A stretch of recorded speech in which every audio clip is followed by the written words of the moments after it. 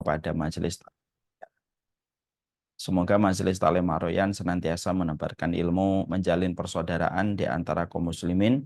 Semoga senantiasa Majelis Ta'lim Ar-Royan tidak terseret kepada dua kubu ekstrim yang ada di masyarakat. Yang pertama, yang begitu gampang membid'ahkan, begitu gampang menyesatkan. Bahkan dalam perkara-perkara ijtihad sekalipun, perbedaan para ulama pun mereka begitu gampang untuk menyesatkan. Semoga saya dan Majelis Ta'lim Ar-Royan tidak termasuk pada pusaran kelompok yang semacam ini.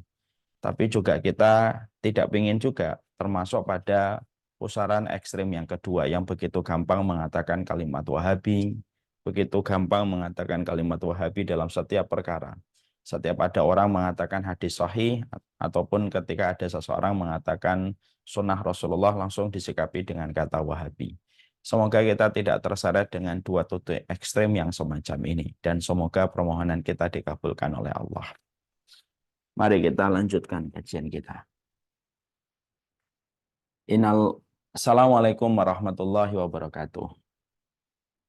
Innalhamdulillah wassalatu wassalamu ala rasulillah wa ala alihi wa sahbihi wa man tabi'ahum bi ihsan ila yaumil qiyamah.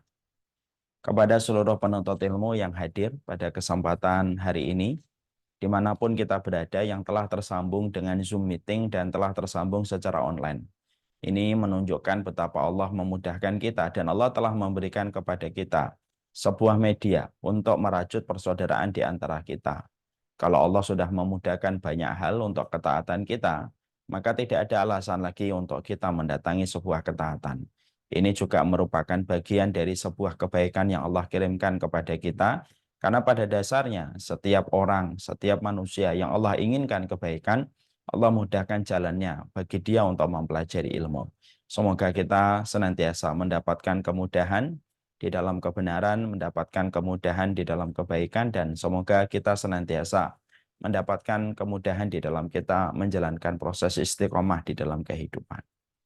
Alhamdulillah, tentunya senang sekali kita bersyukur kepada Allah atas seluruh nikmat yang Allah berikan kepada kita. Nikmat itu tidak pernah salah, tetapi yang salah itu hati kita ketika hati kita terlalu meradang, ketika hati kita terkena sakit yang menjadikan setiap nikmat yang Allah berikan kepada kita terasa kurang pada apa yang kita butuhkan pada kehidupan kita. Semoga Allah senantiasa memberikan kecukupan, karena syukur dan kecukupan itu bergandengan. Siapapun yang dia bersyukur pasti Allah cukupkan, dan siapapun yang telah dicukupi oleh Allah, tidak ada satupun manusia yang bisa membuatnya menjadi kurang kalau dia sudah dicukupkan oleh Allah.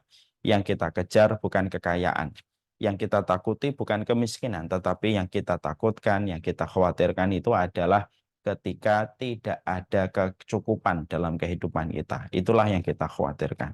Bukankah kita melihat ada orang tua yang sudah berumur 70 tahun, sudah berumur 60 tahun, tapi begitu haus dengan dunia, begitu haus dengan harta, begitu haus dengan jabatan dan kekuasaan.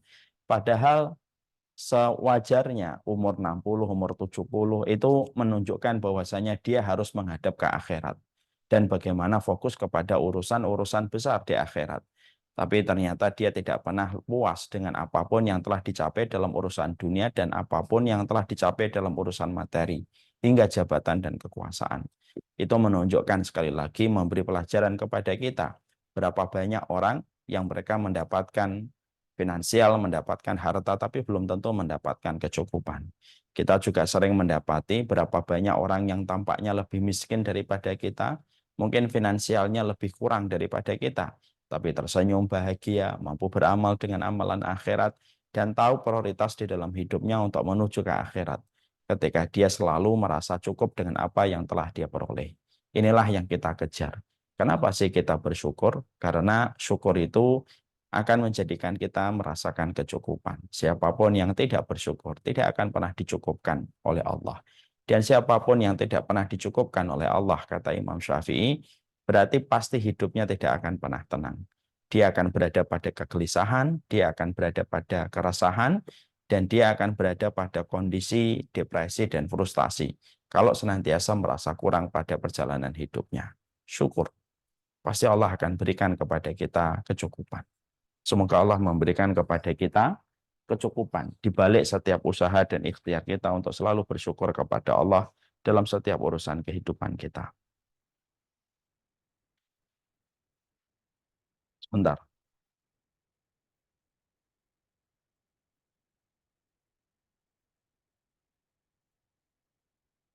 Nah, jemput basam basimnya. Kita tentunya pada kesempatan siang ini, kita akan melanjutkan perjalanan panjang kita, yaitu adalah bagaimana ketika kita menjadi seorang muslim, kita dituntut. Bagaimana kita memiliki obsesi besar pada kehidupan kita. Obsesi paling besar pada kehidupan kita, yang paling menenangkan untuk kita kalau kita memiliki obsesi itu, yaitu adalah bagaimana kita ingin mendapatkan keridhaan dari Allah. Siapapun yang telah menjadikan ridhanya Allah menjadi obsesi, maka dia justru akan mendapatkan ketenangan. Dia tidak akan pernah terkecewakan karena kalau tujuannya itu sudah karena Allah, maka dia akan diberikan oleh Allah sesuatu yang luar biasa. Wala khaufun alaihim wala hum yahzanun. Mereka tidak akan pernah merasa sedih dan tidak akan pernah merasa khawatir atas apapun yang telah mereka lalui dan atas apapun yang mereka hadapi. Kalau mereka sudah menjadikan Allah itu menjadi puncak keridhaan pada kehidupan mereka. Tapi ketika seorang manusia tidak menjadikan Allah itu puncak keridhaan pada kehidupan mereka, maka yang dirasakan itu adalah keresahan.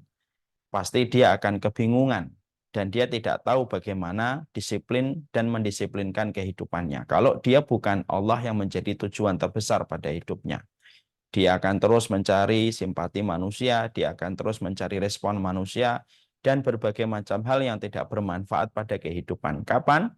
Kalau manusia sudah tidak menambatkan hatinya, tidak memfokuskan pikirannya hanya kepada Allah, pasti dia terombang-ambing. Sebagaimana plastik yang diterbangkan oleh angin puting beliung, maka dia tidak ada satupun yang membuat dia bertahan. Dia akan pindah ke utara dan ke selatan, utara, barat, dan timur, sesuai dengan angin puting itu ketika bergerak. Itulah ketika kita tidak menetapkan tujuan kita adalah Allah semata. Tapi siapapun mereka yang di dalam kehidupannya, mereka itu menetapkan bahwasanya fokusnya, konsentrasinya, dan tujuan di dalam hidupnya itu adalah Allah, itu sebagaimana pohon yang begitu besar, yang sudah melewati ratusan tahun tertanam, ratusan akarnya menghujam ke dalam tanah, maka angin puting beliung itu tidak akan pernah mampu menerbangkan. Dia tetap akan kokoh. Sekuat apapun angin puting beliung itu, maka tetap akan menjadikan dia kokoh berdiri. Dan itulah perumpamaan kalimat tauhid. Ketika seseorang itu telah menetapkan Allah menjadi tujuan terbesar pada hidupnya, maka dia menjadi orang yang fokus dengan apa yang dia lakukan. Dia tidak menoleh ke kanan, dia tidak menoleh ke kiri, dia tidak akan disibukkan dalam perkara yang recehan dan perkara yang remeh ketika dia menetapkan tujuan hidup terbesar pada hidupnya itu adalah Allah semata. Nah, inilah yang menjadikan kita paham. Kita pada sisa kehidupan yang Allah berikan kepada kita sebenarnya simpel. Mari kita senantiasa mulai belajar untuk menjadi walinya Allah. Dengan kita memberikan perhatian, konsentrasi, dan memberikan kiblat pada kehidupan kita, dan memberikan kompas hati kita hanya tertuju kepada Allah. Kalau itu yang sudah menjadi tujuan kita, wala yakhafuna laumata laim. Kalau itu sudah menjadi tujuan dalam kehidupan kita, kita tidak akan pernah khawatir terhadap celaan orang yang mencela. Kita tidak akan pernah khawatir dengan respon-respon yang ada di sekitar kita. Karena sekali lagi, orang yang telah menetapkan bagaimana tujuan di dalam hidupnya hanyalah Allah semata. Allah jadikan dia bagaikan pohon yang begitu kuat, akarnya menghujam ke dalam tanah, dan tidak mudah baginya untuk dipatahkan dan tidak mudah baginya untuk dirubuhkan, sehingga dia memiliki kekuatan pada kehidupannya. Itulah yang Allah sampaikan pada surat Ibrahim ketika Allah menyampaikan alam tara kaifa daraballahu masalan kalimatan thayyibah kasajaratin thayyibah asluha sabitun wa faruha fis sama. Makanya Allah menyampaikan, apakah kamu tidak memperhatikan bagaimana kalimat thayyibah, kalimat tauhid kalau sudah menghujam ke dalam tanah, kalau sudah menghujam ke dalam hati manusia, Allah jadikan dia sebagaimana pohon dengan akar yang begitu luar biasa, menghujam, mengakar ke dalam tanah, bagaimana daunnya dan bagaimana eh, rantingnya itu menjulang ke atas langit tetapi akarnya menghujam ke dalam tanah. Dan itu menunjukkan kepada kita kekuatan terbesar manusia itu adalah kalau mereka sudah menetapkan Allah menjadi tujuan besar pada hidupnya. Dia kuat. Dia tidak mudah untuk rubuh. Dia tidak mudah untuk jatuh. Dia tidak mudah untuk kecewa. Kenapa? Itulah kekuatan paling besar yang Allah sampaikan pada ayat yang tadi kita baca. Inilah yang menjadikan kita akhirnya memahami. Ya, kenapa kita mempelajari sebuah materi 40 karakteristik mereka yang dicintai oleh Allah. Karena pada dasarnya materi ini melatih kita, membimbing kita, mengarahkan kepada kita bagaimana kehidupan kita senantiasa bisa menempatkan Allah itu menjadi tujuan pada kehidupan kita. Menjadikan Allah menjadi tujuan terbesar pada kehidupan kita itu tidak bisa dilakukan dengan kebodohan. Tidak bisa dikerjakan hanya dengan modal semangat. Tapi menjadikan Allah menjadi target terbesar pada hidup kita, menjadi obsesi terbesar pada kehidupan kita itu harus dilakukan dengan rumpun ilmu. Sebagaimana yang dijelaskan Allah, sebagaimana yang dijelaskan Rasulullah. Karena panduan ilmu yang akan menjaga kita dari segala macam kesalahan. Apakah setiap orang yang menetapkan Allah menjadi tujuan sampai mereka kepada Allah? Belum tentu. Makanya kita belajar dari apa yang dikatakan oleh Abdullah bin Mas'ud. Abdullah bin Mas'ud itu mengatakan, kam min muridil khair la yusibu. Berapa banyak orang yang menginginkan kebaikan, dia nggak dapat kebaikan itu. Dan berapa banyak orang yang menetapkan Allah menjadi tujuan besar pada hidupnya, tapi belum tentu apa yang dia niatkan itu sampai. Sampai betul-betul dia mengikuti apa yang diwariskan oleh Rasulullah SAW, diajarkan oleh Nabi, dan mengikuti setiap petunjuk yang Allah turunkan di dalam Al-Quran sesuai dengan pemahaman yang diajarkan oleh baginda Nabi. Bukankah Yahudi, mereka menetapkan bahwasanya Tuhan terbesar pada kehidupan mereka adalah Allah, tapi apakah pengakuan mereka dan keimanan mereka diterima oleh Allah? Tidak. Apakah Nasrani ketika mereka menetapkan bahwasanya tujuan besar pada hidup mereka adalah Allah, apakah diterima sama Allah? Juga tidak. Disitulah kita paham. Yahudi dan Nasrani memberikan kepada kita sebuah makna, memberikan kepada kita sebuah kesimpulan. Kalau bukan karena ilmu, tidak akan sampai manusia menuju kepada Allah. Nah, inilah yang menjadikan kita mengkaji ilmu. Ya, 40 karakteristik kita ini kita kaji supaya kita senantiasa memahami bagaimana kita bisa sampai kepada Allah dengan anak tangga yang harus kita lewati satu persatu dengan petunjuk yang disampaikan oleh Rasulullah SAW. Kita akan sampai kepada pembahasan bahwasanya salah satu orang yang sangat dicintai oleh Allah, amalan yang apabila dilakukan pelakunya mendapatkan kedudukan tinggi bagi para pelakunya supaya pelakunya itu dicintai oleh Allah, yaitu adalah golongan yang ke-18. Orang yang mereka saling mencintai karena Allah. Ini sudah kita bahas 3 kali pertemuan kalau tidak salah, atau 2 kali. Kita sampai pada pembahasan hari ini, melanjutkan apa sih yang kita harus lakukan. Karena ketika kita mencintai seseorang karena Allah ini kan bukan kalimat yang begitu gampang diucapkan. Tapi kalimat ini merupakan kalimat yang harus disertai dengan komitmen, kewajiban, dan harus disikapi dengan keberanian ketika kita mengambil konsekuensi. Berapa banyak orang yang bersahabat dengan kita di waktu cerah, tapi belum tentu bersahabat dengan kita di waktu mendung. Karena banyak orang yang gampang mengatakan saya sayang sama kamu, tapi belum tentu sayangnya teruji ketika gelombang itu datang. Makanya sunnah memberikan boundaries. Sunnah itu memberikan sebuah batasan.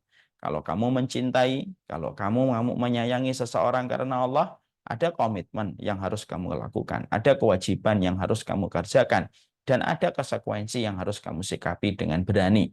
Setiap engkau telah menetapkan tujuan bahwasanya kamu mencintai Allah. Kamu mencintai dia karena Allah. Maka kemarin kita membahas apa komitmen yang harus kita lakukan. Yang pertama adalah bahwasanya mencintai itu betul-betul datang dari kehendak hati kita. Dorongannya datang dari hati kita. Semata-mata tidak ada profit dan tidak ada keuntungan ketika kita mencintainya. Tapi betul-betul kita mendapatkan kecintaan itu karena Allah.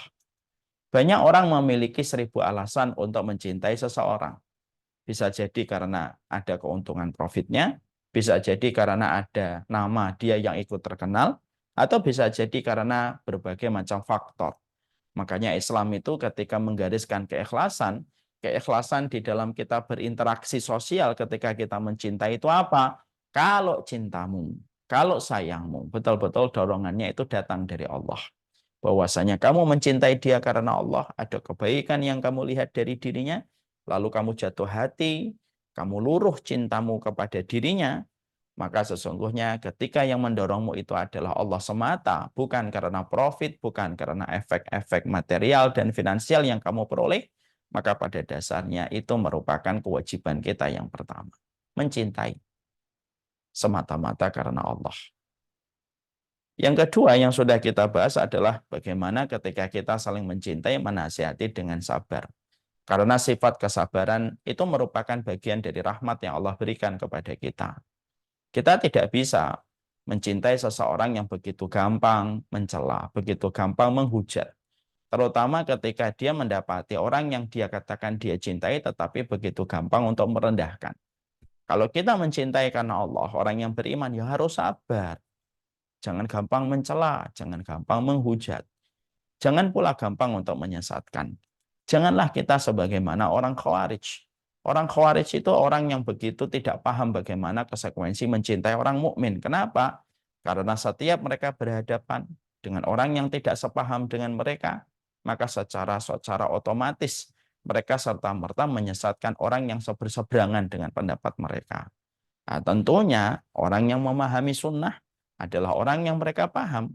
Ketika mereka mencintai orang yang beriman itu yang mencintai dengan sebuah komitmen. Mencintainya ketika mendapatkan kesalahan, maka dia itu memperingatkan dengan kesabaran, dengan kelembutan. Sebagaimana begitulah Rasulullah memberikan contoh terbaik ketika beliau memberikan peringatan kepada para sahabat yang terjatuh pada kesalahan. Beliau tidak menjatuhkan namanya. Beliau tidak menghujatnya, tetapi beliau tetap menjaga kehormatan orang yang tetap berbuat kesalahan. Makanya maaf ya kalau kita mengaku saya sekarang ngaji sunnah, tapi lesanmu, jempolmu banyak menghujat orang. Nabi mana sih yang kamu ikuti? Rasulullah Shallallahu Alaihi Wasallam sendiri ketika beliau mendapati Abdullah bin Ubay, semua pasti mengenal nama Abdullah bin Ubay. Orang munafik terbesar pada umatnya Rasulullah itu adalah Abdullah bin Ubay. Orang yang menggembosi ketika para sahabat akan berperang di perang Uhud. Orang yang menuduh Aisyah berzina dengan Sofwan bin Mu'attal. Orang yang mengatakan jangan dibantu itu Muhammad dan para sahabatnya supaya mereka kelaparan.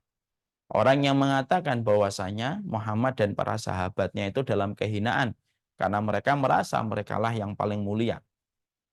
Abdullah bin Ubay dengan tingkat kejahatan yang melampaui batas, yang dikategorikan sebagai orang munafik. Tapi bagaimana Rasulullah memperlakukan Abdullah bin Ubay? Ketika Rasulullah itu memperlakukan Abdullah bin Ubay itu, Rasulullah tidak pernah mencela namanya. Rasulullah tidak pernah menghujat. Padahal ini orang munafik. Nyata munafik-munafiknya. Ya. Jadi betul-betul nyata kemunafikan yang ada pada diri Abdullah bin Ubay. Tapi lihat, ketika Abdullah bin Ubay meninggal dunia, ketika Allah menurunkan sebuah ayat di dalam surat Al-Munafikun, sawaun alaihim astaghfarta lahum am lam tastaghfir lahum la yaghfirullahu lahum. Kamu itu memintakan ampunan ataupun tidak memintakan ampunan tidak akan pernah diampuni orang-orang semacam Abdullah bin Ubay. Tapi Rasulullah berkata, kalaupun aku tahu bahwasanya ampunanku, permintaanku kepada Abdullah bin Ubay tidak diterima sama Allah, maka itu pun saya tetap memintakan ampunan. Saking begitu lembutnya Rasulullah kepada orang yang sudah mengaku sebagai seorang muslim walaupun hatinya adalah munafik. Kalaulah Rasulullah sama Abdullah bin Ubay sebegitu lembutnya Rasulullah, padahal ini tokoh munafik yang jelas terang benderang bagaimana Quran memberikan kabar bahwasanya dia seorang munafik, maka ketika itu adalah seorang munafik Rasulullah masih begitu lembut, lalu tanya sama dirimu, kenapa kamu masih begitu gampang mencela sahabatmu, mencela temanmu? Hanya dalam satu masalah yang terkadang kamu tidak sama pilihan-pilihan dalil dan pilihan ijtihadnya. Perintah untuk mencintai orang yang beriman itu bukan hanya diturunkan kepada saya, diturunkan kepada kalian, diturunkan kepada mereka, diturunkan kepada setiap orang yang mengaku dirinya sebagai seorang muslim. Karena sekali lagi, tidak ada yang mereka itu selalu gagal memahami persaudaraan kecuali adalah orang-orang Khawarij. Jangan sampai kita tidak sadar dalam proses belajar kita. Kita ini tidak lebih daripada orang Khawarij. Begitu gampang mencela, begitu gampang menghujat. Makanya yang kedua, komitmen ketika kita saling mencintai karena Allah itu apa? Yaitu adalah ketika kita menasihati dengan lembut. Ketika kita menasihati dengan sopan, menasihati dengan akhlak yang baik. Yang ketiga, menutup aib-aibnya. Karena memang pada dasarnya setiap orang yang beriman pasti memiliki aib. Ya, makanya dikatakan seorang ulama salaf, "Lau alimu alayya minadz-dzunubi la rajamuni bil hijarah." Kalaulah kalian tahu bagaimana aibku yang ditutup sama Allah, kalau kalian tahu aibku, pastilah kalian akan melempari aku dengan batu. Setiap manusia pasti memiliki sisi gelap. Setiap manusia pasti memiliki sisi aib. Allah tahu nggak kalau setiap manusia pasti memiliki sisi aib? Allah tahu. Allah ngerti nggak kalau setiap manusia memiliki sisi gelap pada kehidupan mereka? Pasti Allah mengerti karena Allah Maha Alim. Tapi siapa yang memerintahkan kita untuk menutup aib saudara kita? Ketika Allah tahu bahwasanya setiap manusia itu punya aib. Yang menyuruhnya juga Allah. Artinya bahwasanya semangat kita bersaudara bukan seberapa besar kamu membuka aib saudaramu. Tapi semangat kita di dalam mencintai karena Allah itu apa? Simpel, seberapa besar kamu menutup aibnya. Semakin besar kamu mampu menutup aibnya, mampu menutup kejelekannya, mampu menutup kekurangannya, sebesar itulah kamu telah melakukan proses cintamu itu karena Allah semata. Karena menutup aib itu tidak gampang. Menutup aib itu tidak ringan. Kata Ibnu Rajab, kata siapa menutup aib itu gampang? Susah. Makanya balasannya itu tidak main-main. Makanya sampai ada sebuah riwayat, siapapun orang yang ingin dijaga ketika dia melewati sirat, hendaklah dia adalah orang yang senantiasa menjaga kehormatan saudaranya. Dan menjaga kehormatan saudaranya itu yang menutupi aibnya. Berat. Makanya mengetahui aib itu tidak gampang. Mengetahui kesalahan dan keburukan itu bukan perkara ringan. Beratnya luar biasa.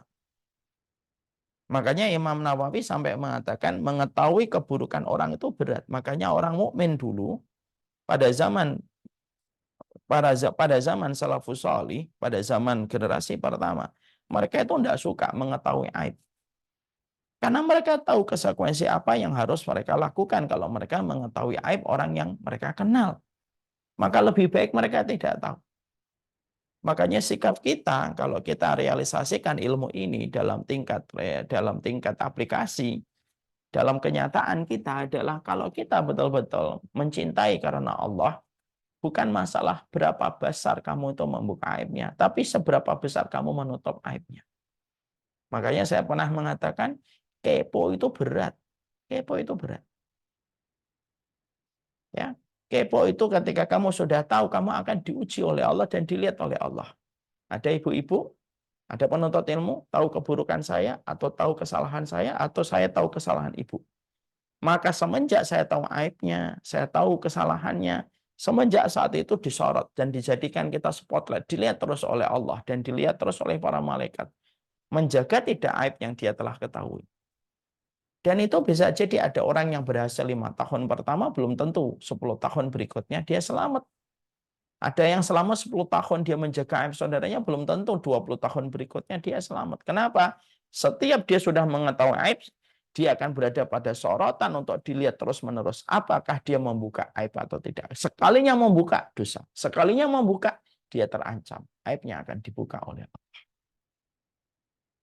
Makanya lebih baik kita itu mengetahui yang manis-manis aja. Manis itu buruk. Kalau konteksnya makanan. Ya. Tapi manis itu baik. Kalau kita mendengar dari saudara kita tuh yang baik-baik saja. Sudah. Karena apa? Kita tidak pernah menjadi kulot. Kita tidak pernah menjadi hakim. Nahnu tu'atun wala qudatun. Dalam sebuah syair, dalam sebuah kata-kata hikmah. Nahnu tu'atun wala qudatun. Kita ini dai yang senantiasa menyuruh pada kebaikan wala qudha. Dan kita bukan hakim yang memeriksa semua kesalahan, semua aibnya setiap orang.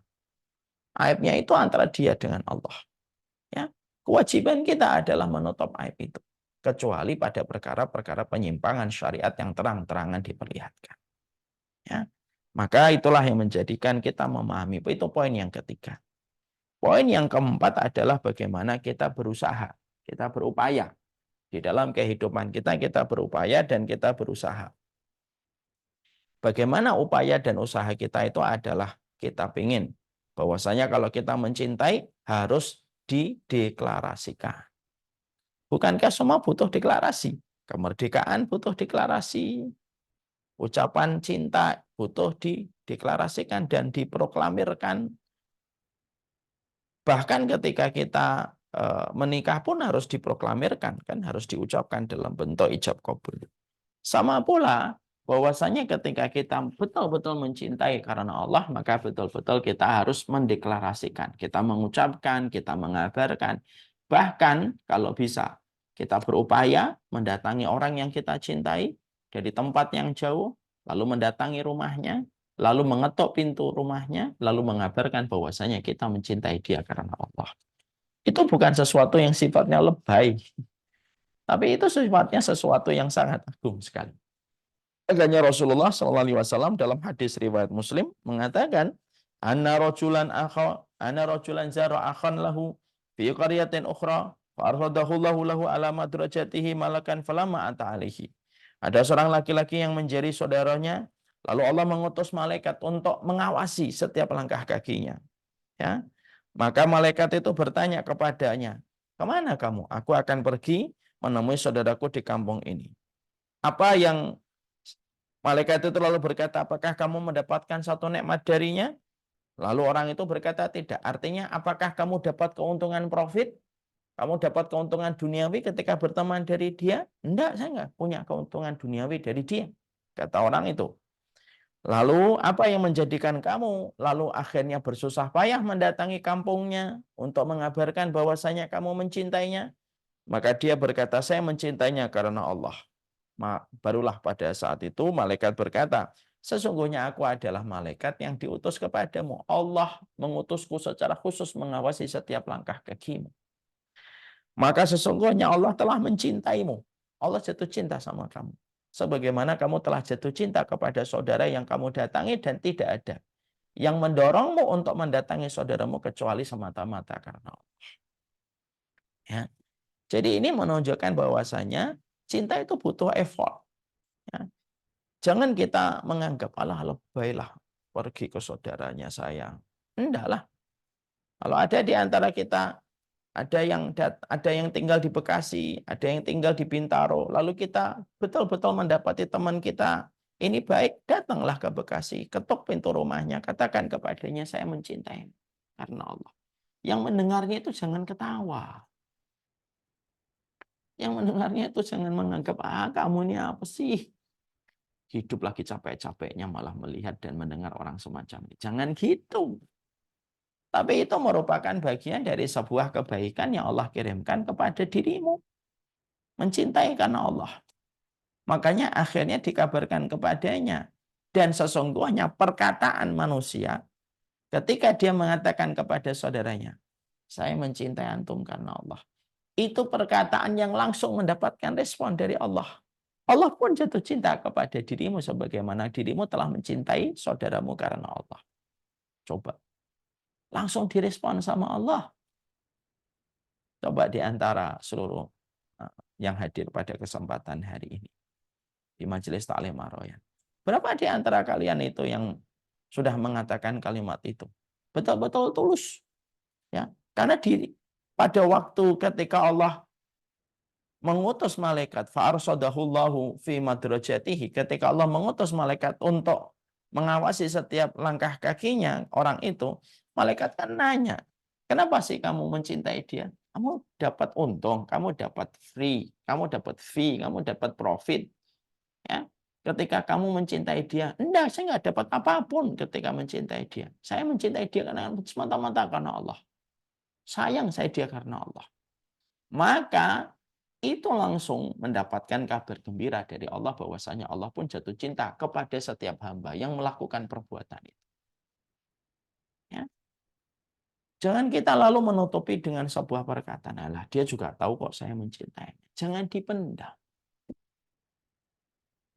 Yang sunnah bukan dipendam, yang sunnah disuarakan, dideklarasikan, diproklamirkan. Yang sunnah bukan kita berprasangka, insya Allah dia juga tahu kalau saya mencintai dia karena Allah. Jangan berprasangka semacam itu. Kita harus mengatakan, kita harus mengucapkan. Baru Allah akan merespon bahwasanya kita itu dicintai olehnya ketika kita mencintai saudara. Saya pernah ditanya, Ustadz bisa nggak diwakilkan dengan WhatsApp? Bisa, tapi nggak sebesar keutamaan yang kita baca dalam hadis riwayat Muslim tadi. Anna rajulan zaro akhahun lahu fi qaryatin. Seseorang datang kepada saudaranya fi qaryatin ukhra, di desa yang lain. Fa'arsadahullahu malakan fi madrajatihi. Dan Allah langsung ngutus malaikat. Berarti ada usaha. Memang boleh pakai WhatsApp, tapi rasanya akan sangat berbeda. Rasanya pasti sangat berbeda.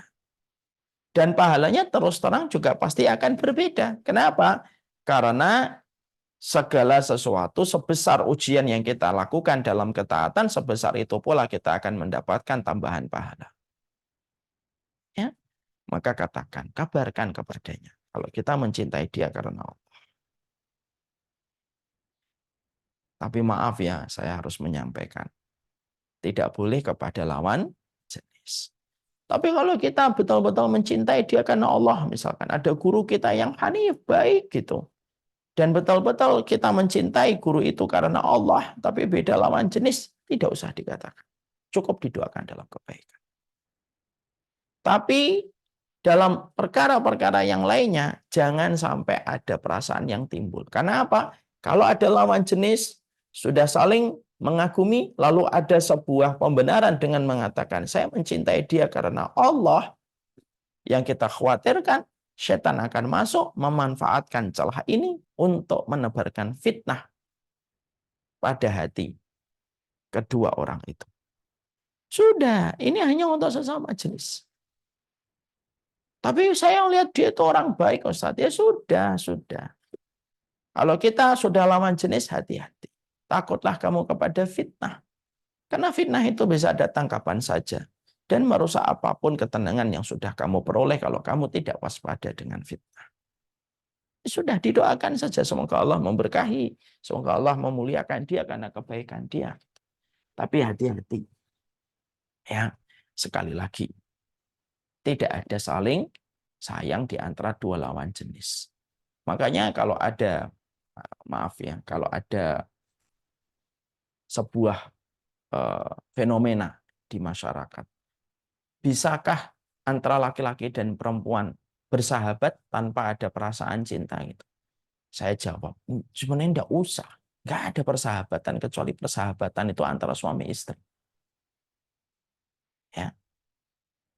Lam aro al mutahabaini misla zaujaini, kata Imam Ibnu Katsir. Aku tidak pernah melihat persahabatan sebagaimana persahabatan yang agung antara suami istri. Sudah di situ saja. Dan maaf, saya termasuk yang tidak setuju. Ada istri kita bersahabat dengan suami orang. Ada suami kita bersahabat dengan istri orang. Lalu mengatakan, oh saya itu tidak ada apa-apa dengan dia. Maaf ya, kita itu sering tidak bisa mengendalikan hati kita. Orang yang mengatakan saya itu tidak ada apa-apa dengannya kok. Saya betul-betul mencintai dia karena Allah. Misal kalimat itu akhirnya dia ucapkan. Emang kita yakin mampu mengendalikan hati kita? Padahal sekalinya hati kita tertancap dengan fitnah. Lama kita menyembuhkan fitnah itu. Rasulullah adalah orang yang paling bertakwa.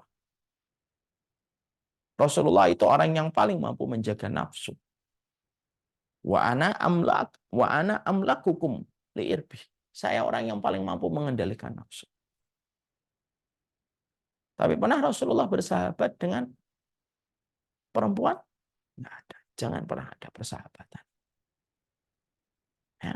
Banyak sekali fenomena di masyarakat hari ini. Ketika ada hubungan cross, suami ini bersahabat dengan istri ini bersahabat dengan suami ini. Ini teman saya dari SMP kok, saya nggak ada perasaan apa. Sekali lagi, kita itu makhluk lemah. Mengendalikan kapan kita ketawa dan kapan kita menangis saja kita tidak mampu kok. Kita ini nggak mampu mengendalikan kapan kita ketawa, kapan kita nangis. Lalu kenapa kita begitu pede bisa mengendalikan hati kita untuk tidak tertarik sama orang? Tidak bisa. Dan kadang-kadang fitnah itu datang dari satu pintu yang terbuka. Kalau ada satu pintu yang telah terbuka, hati-hati. Terkadang kamu tidak akan siap dengan derasnya angin ketika kencang bertiup. Maka yang baik tutup, jangan pernah dibuka. Jangan pernah membuka pintu hati kita ketika kita belum siap dengan kencangnya angin yang datang. Kalau semakin kencang anginnya, pura-poranda barang yang kita miliki di dalam rumah. Kalau agak sepoi-sepoi angin ini bisa jadi kamu masuk angin. Tapi yang jelas angin kalau sudah datang menerpa, ada banyak konsekuensi yang harus dirapikan setelah itu datang. Maka lebih baik tutup pintu hatimu. Bukalah pintu hatimu hanya untuk kepada pasanganmu yang hak. Kalau hari ini kita belum diberikan oleh Allah, pasangan kita adalah soulmate-nya kita, bestie-nya kita, sahabat kita, minta sama Allah. Ya Allah, jadikanlah dia adalah sahabatku. Dunia dan akhiratku. Jadikan frekuensi bercanda saya sama. Jadikan referensi yang kita baca sama.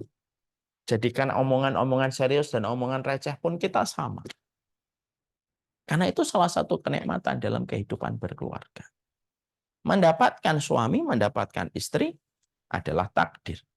Tapi mendapatkan suami dan mendapatkan istri, cita rasa sahabat itu karunia dan anugerah besar. Ya. Sehingga kalau kita sudah tercukupi love language kita, tangki kasih sayang kita sudah tercover dengan baik, kita tidak perlu untuk mencari kasih sayang lain. Dan kita tidak perlu mencari perhatian lain. Dan kita tidak perlu mencari tema obrolan dengan siapapun. Karena apa? Karena kita sudah dicukupi dengan yang hak. Lazimi doa yang diajarkan oleh Rasulullah. Allahumma kfini bihalalika an haramika wa bifadlika amman siwaka. Ya Allah, cukupkanlah saya dengan yang halal supaya saya tidak perlu melirik yang haram. Ya. Dan cukupkanlah aku dengan keutamaan yang datang mengalir darimu, ya Allah. Dan tidak perlu saya mencari keutamaan yang lainnya. Itu merupakan salah satu doa. Salah satu problem kehidupan hari ini itu apa? Salah satu problem banyak masyarakat hari ini, tak terkecuali siapapun. Kita ini sudah tidak lagi menikmati yang halal, tetapi justru menikmati yang haram. Kenapa ada fenomena narkoba? Nggak menikmati yang halal kok dia. Kenapa ada fenomena 4 orang mati habis minuman keras gitu? Ya karena nggak menikmati minuman yang enak, yang menghangatkan badan tanpa harus merusak dirinya. Kenapa ada fenomena suami menggerebek istrinya di hotel dan istri menggerebek suaminya di hotel bersama perempuan dan laki-laki lain? Karena tidak dicukupi, karena tidak merasa cukup dengan perkara yang halal. Salah satu fenomena yang hari ini beredar di masyarakat itu sebagaimana yang sudah disinyalir oleh para ulama dulu. Hari ini kita akan hidup, nanti akan kita dapatin orang tidak lagi cukup dengan perkara yang halal. Akhirnya ketika dia mendapatkan itu sudah terjadi, itu musibah. Itulah yang disebut musibah di dalam agama. Itulah musibah yang dikhawatirkan oleh Umar bin Khattab. Ketika Umar bin Khattab itu berdoa, ya Allah, jadikanlah engkau menjadikan musibah yang menimpaku adalah musibah di dalam agama. Musibah dalam agama itu apa sih konteksnya, Ustaz? Kalau kamu sudah tidak dicukupkan dengan perkara yang halal, ya kan? Kamu nggak menikmati yang halal, kamu ngambil riba. Udah punya tabungan banyak, kecukupan banyak, makan di restoran dengan payment di atas 1 juta sudah sering kamu lakukan. Lu kok masih ngambil riba, kok merasa masih kurang? Ya karena kita nggak diberikan kenikmatan pada yang halal. Ya. Sehingga akhirnya kalau orang sudah tidak lagi memiliki kenikmatan pada yang halal, itulah sumber segala macam kerusakan. Sumber segala macam kerusakan itu apa? Ketika tidak mencukupkan dalam perkara yang halal, yang hadir pada kehidupan kita. Inilah yang menjadi sebab kita, sekali lagi ya, maaf agak melebar. Tapi disitulah kita akhirnya paham. Salah satu permohonan kita, ikhtiar doa kita, ikhtiar harapan kita, yang kita langitkan kepada Allah itu apa? Allahumma kfini bihalalika an haramika. Ya Allah, cukupkan aku dengan yang halal. Sehingga tidak perlu bagiku untuk melirik yang haram. Karena kenikmatan yang haram, kalau sudah dinikmatin sama seseorang, kenikmatan haram itu selalu meminta tumbal. Kenikmatan haram itu tidak berhenti pada satu proses, karena kenikmatan haram itu selalu memiliki jenjang dan proses panjang. Narkoba dari 1 gram naik ke 2 gram, naik ke 3 gram, naik ke 4 gram, naik ke 5 gram, sampai sakau dan mati. Ya kan? Dari kita menganggapnya dia teman, lalu kita curhat, ketika ada masalah kita ngomong sama lawan jenis, lama-lama terus gigit, dan akhirnya banyak sekali tumbal yang harus kita korbankan. Nah, itulah yang menjadikan sekali lagi agak keluar dari tema. Penting sekali. Mohonlah sama Allah supaya kita diberikan kecukupan pada perkara yang halal. Semoga kita dipahamkan tentang itu. Setelah kita membahas tentang 4 perkara itu, apa perkara yang 5? Ya, yaitu adalah orang yang mereka itu saling mencintai karena Allah Subhanahu wa taala, yaitu adalah ketika kita saling mendoakan. Karena mendoakan itu merupakan bagian dari sebuah ungkapan cinta. Tidak ada perhatian yang paling besar kecuali perhatian itu diwujudkan dalam bentuk doa. Kenapa doa itu menjadi salah satu cindera mata yang dimiliki sama orang ketika mereka jatuh cinta? Oh, gimana nggak cindera mata gitu? Doa itu sesuatu yang paling berharga kok. Doa itu mengubah yang mustahil menjadi mustajab. Doa itu mengubah yang jauh menjadi dekat. Doa itu mengubah yang tidak mungkin menjadi mungkin. Doa itu mengubah sesuatu menjadi istimewa. Doa itu mengubah yang biasa menjadi mempesona. Itu doa. Kalaulah kita betul-betul mencintai, tidak ada cindera mata yang paling berharga untuk orang yang kita cintai kecuali adalah mendoakan. Karena ketika kita mendoakan saudara kita, pada dasarnya kita sedang mendoakan pula untuk dirinya sendiri. Makanya orang yang mendoakan saudaranya tidak main-main mendapatkan privilege dari Allah. Apa privilege-nya, Ustaz? Allah turunkan malaikat untuk berhadapan dengan doa yang dia panjatkan supaya dia langsung mendapatkan amin yang direspon oleh malaikat.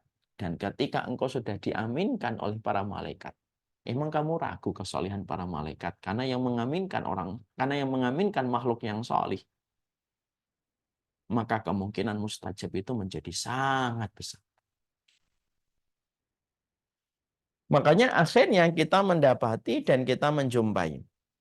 Yang kita dapatkan dan yang kita jumpai itu adalah dulu para ulama salaf, kalau mereka menginginkan kebaikan akhirat, salah satu tipsnya, salah satu triknya mereka untuk mendapatkan kebaikan pada urusan akhirat, mereka itu selalu mendoakan saudaranya dengan apa yang mereka inginkan. Kenapa? Karena mereka tahu dengan mendoakan saudaranya, dengan apa yang dia inginkan dalam urusan kebaikan akhirat, dia nanti langsung turun kepadanya satu malaikat yang merespon doanya dan mengaminkan untuk dirinya. Wa antalaka bimislin. Dan kamu akan mendapatkan persis sebagaimana doa yang kamu panjatkan kepada saudara. Jadi artinya, di situ kita paham, di situ kita mengerti.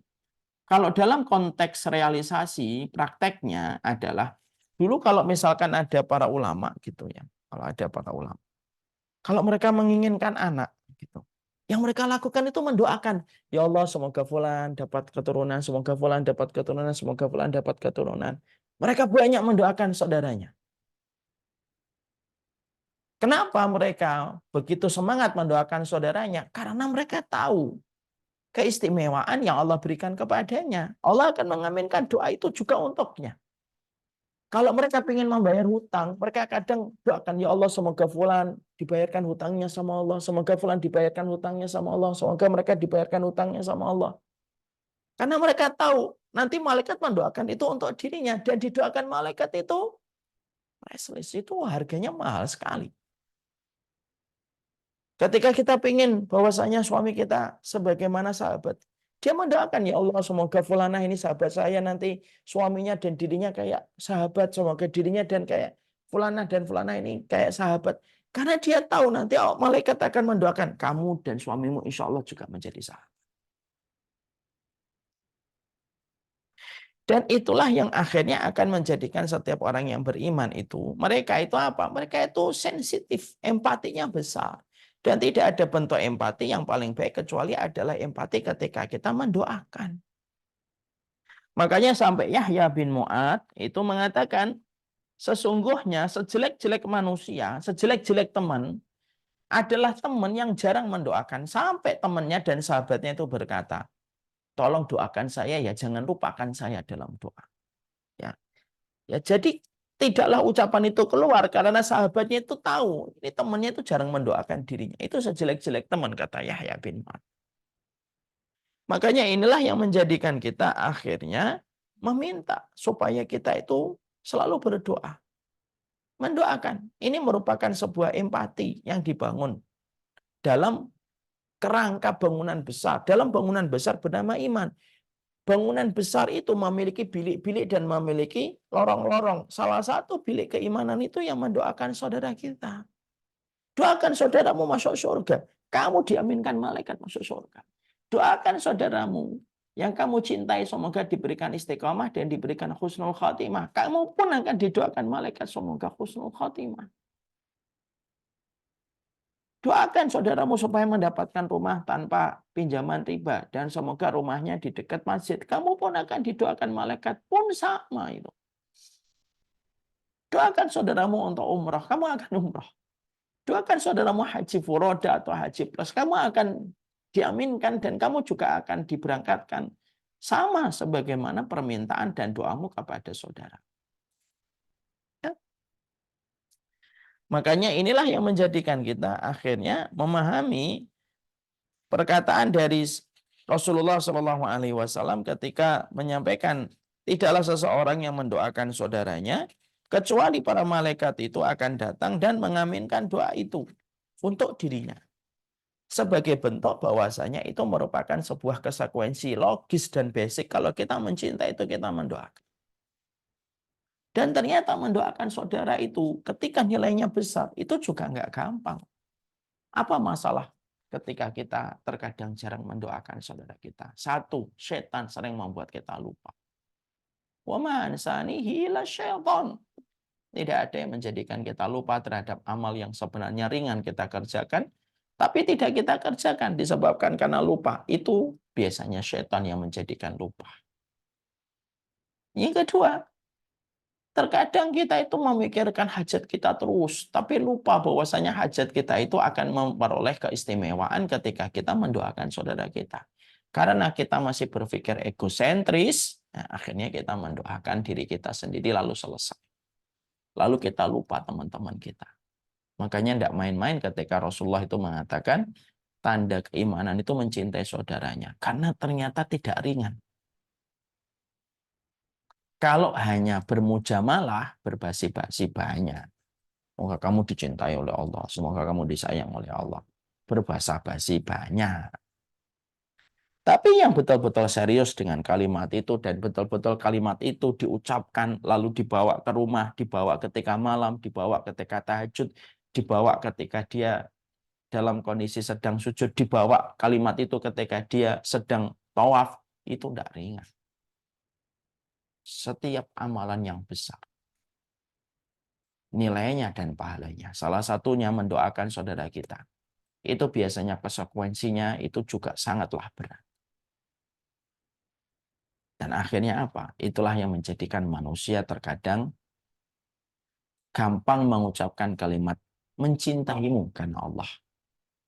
Tapi begitu parah ketika tidak siap dengan konsekuensi yang harus dihadapi, salah satunya mendoakan saudaranya. Selain itu pula, selain mendoakan, yang penting juga bukan hanya sekedar mendoakan, tetapi bagaimana ketika kita memintakan ampunan. Ya. Maka sesungguhnya kita mendapati pada surat Al-Mu'min ayat yang ke-7, alladzina yahmilunal arsya wa man haulahu yusabbihuna bihamdi rabbihim wa yu'minuna bihi wa yastaghfiruna lilladzina amanu. Allah menyampaikan pada surat Al-Mu'min ayat yang ke-7, malaikat yang memikul arsy dan malaikat yang berada di sekeliling arsy itu kerjaannya apa? Kerjaannya mereka adalah yusabbihuna bihamdi rabbihim. Mereka itu malaikat yang memikul arsy itu aktivitasnya itu adalah memuji Allah dengan pujian yang terbaik. Lalu kerjaannya apa? Mereka beriman kepada Allah. Wa yu'minuna bihi wa yastaghfiruna lilladzina amanu. Dan sesungguhnya para malaikat itu tidaklah mereka itu setiap waktu ketika memikul arsy kecuali mereka senantiasa memintakan ampunan kepada orang yang beriman. Ya. Maka hendaklah itulah kita mendapati bahwasanya kebiasaan mendoakan orang beriman itu kebiasaannya malaikat. Ya. Makanya ketika kita mendoakan orang yang beriman, bukan hanya teman kita, tapi juga mendoakan orang beriman semuanya, maka sebanyak itu pula kita akan mendapatkan kebaikan dari setiap orang mukmin yang kita doakan. Ya Allah, semoga setiap orang mukmin di atas muka bumi ini, ya Allah, mendapatkan ampunan. Sebanyak orang mukmin yang bertebaran, sekitar 2,3 miliar populasi muslim di seluruh dunia. Kamu doakan dengan mengatakan, ya Allah, ampunilah seluruh orang mukmin di atas muka bumi ini. Maka 2,3 populasi muslim itu pun akan memberikan kebaikan kepada dirimu ketika kamu memintakan ampunan kepada orang yang beriman. Bukan hanya kepada temanmu, bukan hanya kepada sahabatmu, tapi kepada semua orang yang beriman. Ini namanya shortcut dari Allah. Ya, Allah itu baik banget sama kita. Kalau kamu pengen cepat diampuni, mintakan ampunan kepada seluruh orang yang beriman. Makanya ada hadis dari Rasulullah, man istaghfara lil mu'minina wal mu'minat, kataballahu min kulli mu'minin wa mu'minatin hasanah. Kalau ada seorang mukmin, dia itu memintakan ampunan kepada seluruh orang mukmin dan mukminah di muka bumi, dia mintakan ampunan dengan mengucapkan Allahumma firlil mu'minina wal mu'minat, atau kita mengucapkan surat Ibrahim 41, Rabbana firli wali walidayya walil mu'minina yauma yaqumul hisab. Maka kata Rasulullah, setiap orang mukmin yang didoakan akan memberikan kepadanya satu kebaikan. Lah kalau orang mukminnya berjumlah tadi 2,3 populasinya miliar, berarti 2,3 miliar kebaikan itu mengalir untuk kita. Dan bayangkan, kebaikan itu bersifat untuk menghapuskan dosa kita. Jadi mendoakan itu merupakan perkara yang luar biasa. Sehingga ketika orang yang beriman itu, mereka itu selalu mendoakan. Karena mendoakan saudaramu justru akan menjadikan mustajab permintaanmu. Mendoakan saudaramu itu menjadikan mustajab permintaanmu di hadapan Allah. Dan ketika kamu mendoakan saudaramu, seluruhnya orang yang beriman, maka setiap orang beriman yang kamu doakan dengan mengucapkan Rabbana firli wali walidayya walil mu'minina yauma yaqumul hisab, maka sesungguhnya seluruh orang mukmin itu akan memberikan kebaikan supaya kamu itu diampuni juga dosa-dosanya oleh Allah. Makanya maaf ya, salah satu di antara yang tidak pernah saya tinggalkan di dalam sujud setelah membaca dzikir di dalam sujud adalah surat Ibrahim 41. Saya selalu melazimi doa ini. Kenapa saya melazimi doa ini? Karena luar biasa pengaruhnya. Rabbana firli wali walidayya walil mu'minina yauma yaqumul hisab. Ya, coba dibuka surat Ibrahim surat ke-14 ya, ayat ke-41. Bisa ditampilkan di sini enggak, Nak? Enggak bisa ya. Ini studionya kalau berubah formatnya. Di dalam surat Ibrahim 41, tolong dibuka semuanya. Kita akan mendapati di dalam surat Ibrahim ayat 41 ada sebuah fondasi yang luar biasa. Doa ini, doa yang dimulai dengan sebuah pemilihan kata Rabbana.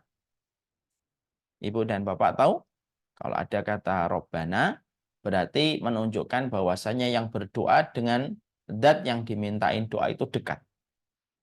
Karena sebenarnya secara gramatikal atau secara nahwu, harusnya kalimatnya ya Rabbana.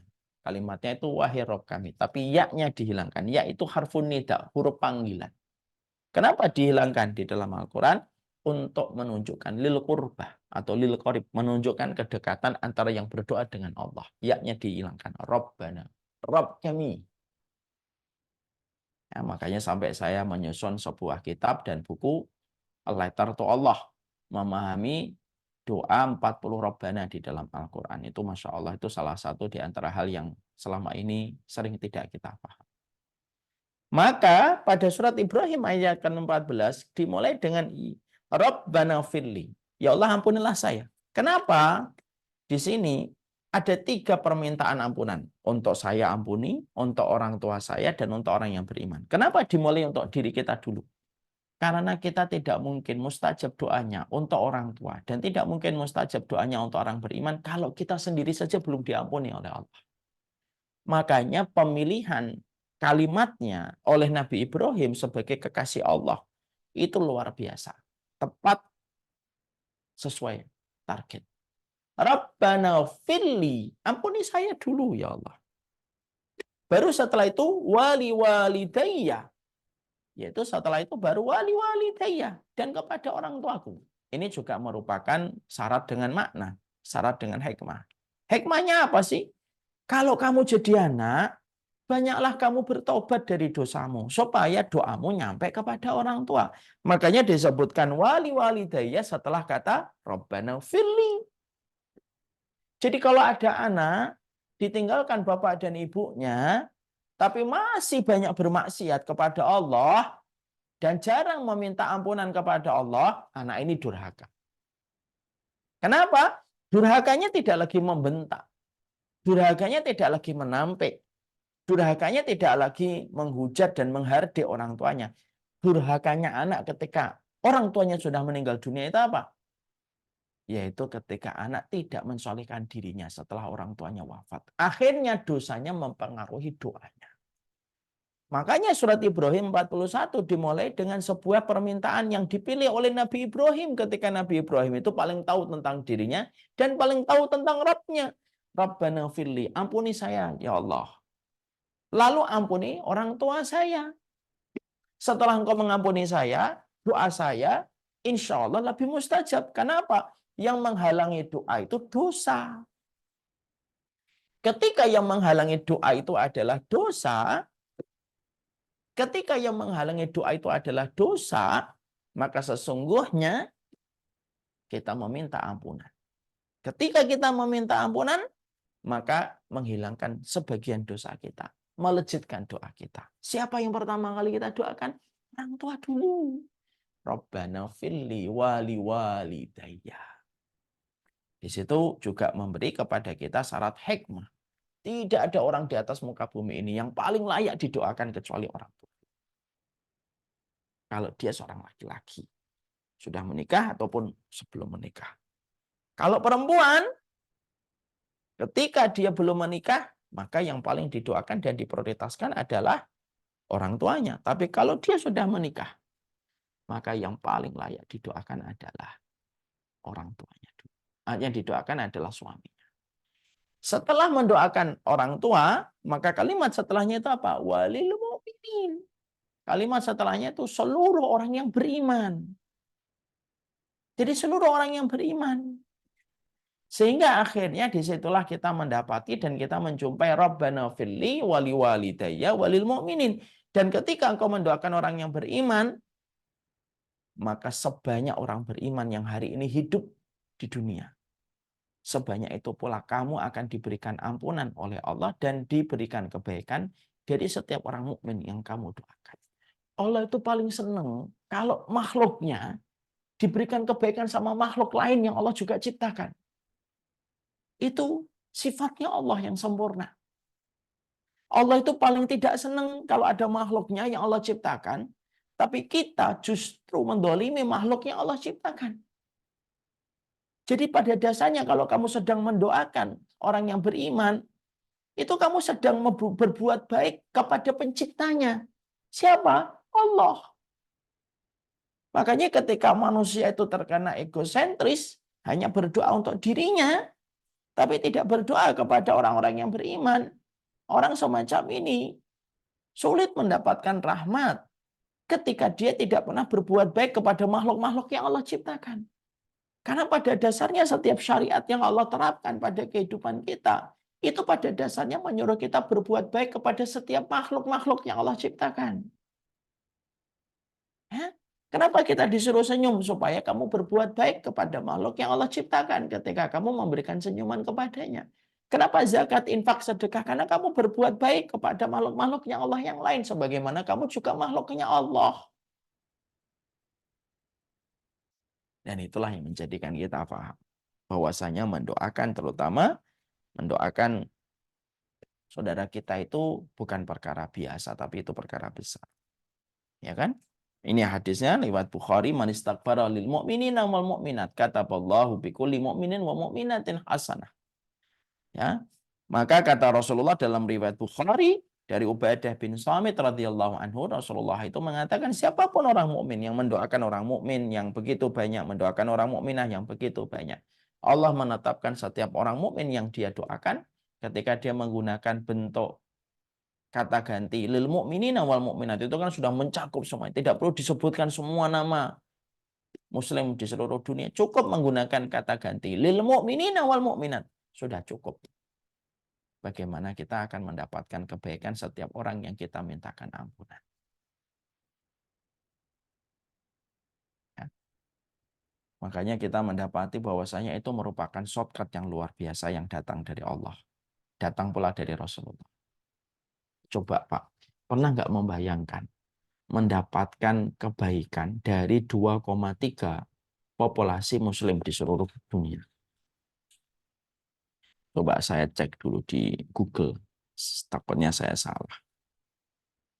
Populasi muslim di seluruh dunia berapa, Noval?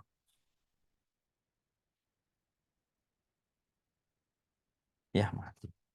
Berapa populasi muslim seluruh dunia? Oh, 2,19. Bukan 2,3. 2,19 miliar. Kita ingin mengambil dan menjemput setiap kebaikan dari 2,19 miliar itu. Cukup dengan mengucapkan Rabbana firli wali walidayya walil mu'minin yauma yaqumul hisab. Dan itulah tanda kita mencintai setiap hambanya. Nah, inilah yang menjadikan kita semakin paham. Jadi salah satu di antara hal yang kita lakukan ketika kita saling mencintai semata-mata karena Allah, yaitu adalah bagaimana ketika kita itu senantiasa mendoakan mereka dan memintakan ampunan untuk mereka. Dan siapapun di antara kita yang senantiasa kita ingin untuk mudah dikabulkan permintaan kita dalam kebaikan akhirat, doakan saudaramu. Nanti satu malaikat diturunkan langsung oleh Allah untuk mengawasi doamu, lalu mengaminkan untukmu. Kapan lagi kita doanya diaminkan malaikat? Kecuali ketika kita mendoakan saudara kita. Pengen dapat suami yang solih, doakan teman-temanmu yang belum menikah. Ya Allah, semoga dia dapat suami yang solih. Maka malaikat mendoakan khusus untukmu. Kamu juga mendapatkan itu untukmu. Belum punya keturunan, salah satu ikhtiarnya bukan hanya hujan-hujanan, bukan hanya memperbanyak istighfar, bukan hanya memperbaiki hubungan dengan orang tua, tapi salah satu di antara yang kita lakukan, doakan teman-temanmu yang belum punya keturunan. Allah turunkan malaikat untuk mengaminkan itu untuk dirimu. Itulah luar biasanya ketika semua itu dipahami dengan ilmu. Itu yang kelima. Yang keenam, yang ketujuh, yang kedelapan adalah salah satunya kita nanti banyak memaafkan. Ya, memaafkan ini merupakan salah satu di antara komitmen berat di dalam masalah hubungan bersaudara karena Allah. Berapa banyak orang ketika di musim panas, mereka sering berkata, saya mencintai antum karena Allah. Tapi ketika musim dingin datang, lalu ada kesalahan, begitu sulitnya dua sahabat untuk saling memaafkan. Maaf ya, kadang-kadang orang yang pernah bersahabat ketika pisah, semangat membenci dan semangat membelakanginya itu melebihi orang lain. Nah, ini tentunya kita harus tahu apa sih yang harus dilakukan ketika kita mencintai orang semata-mata karena Allah. Nomor 6, 7, 8 insya Allah kita bahas pada pertemuan berikutnya. Semoga Allah memberikan keberkahan dalam setiap urusan kita. Semoga Allah menumbuhkan rasa cinta kita kepada sesama orang yang beriman sebagaimana pohon yang berakar kuat ke dalam tanah.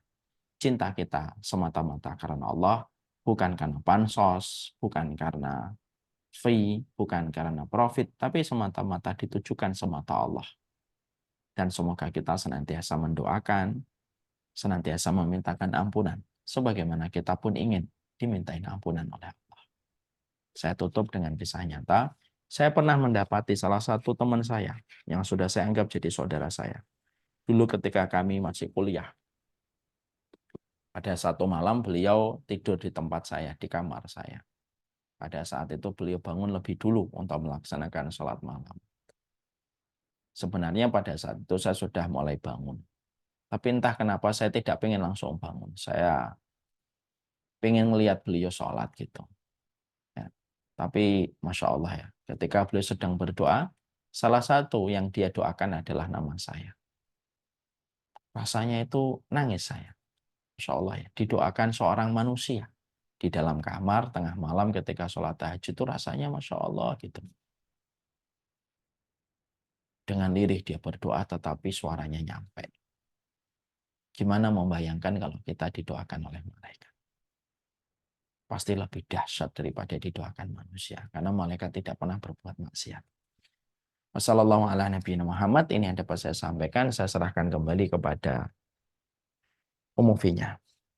Ya, Barakallahu fikum Ustadz untuk pencerahannya dan terus mengingatkan kami untuk mahabbah ya ini ya Ustadz ya, rasa cinta sesama saudara muslim ini. Dan tadi benar Ustadz sampaikan bahwa fenomena yang terjadi di masyarakat sekarang ini kan gampang sekali mudah tersulut terus jadi caci maki gitu ya Ustadz ya, saling menghina padahal sesama saudara muslim, dan itu berarti mereka tidak punya rasa cinta ya Ustadz ya di dalam diri mereka terhadap saudaranya gitu ya Ustadz ya. Kemudian Umufinya, gimana? tidaklah orang ketika mereka gampang mencela, gampang menghujat, sebesar apapun gamisnya, sepanjang apapun jenggotnya, pasti bahwasanya mereka itu tidak memiliki rahmat pada hatinya. Karena Allah menyampaikan pada surat Ali Imran, Wa in kunta faddan ghalidhal qalbi langfaddu min haulika. Ya kan? Makanya Allah juga menyampaikan di ayat yang lain, Fabima rahmatin lintalahum. Kalau bukan karena rahmat Allah, kamu tidak mungkin berlaku lemah lembut. Jadi lemah lembut itu merupakan bagian dari rahmat. Ada orang yang terkadang tidak perlu mendeklar dirinya dengan berbagai macam penisbatan. Tapi orang yang lembut kepada orang beriman. Tapi yang menjadikan kita agak trauma adalah orang yang terlalu sibuk menisbatkan dirinya. Oh, saya ini hak, saya ini ahlul hak, saya ini ahlul sunnah. Tapi terkadang begitu mudah dia mencaci maki. Disitulah kita paham. Realita itu terkadang berbeda dengan bahasa lisan. Moga-moga kita semakin paham tentang itu. Iya, barakallahu fikum Ustaz. Ustaz sedikit dong, tadi mau menanyakan, tadi kan Ustaz sampaikan mendoakan saudara muslim kita cukup dengan yang lil mukminin awal muslimat tadi Ustaz ya.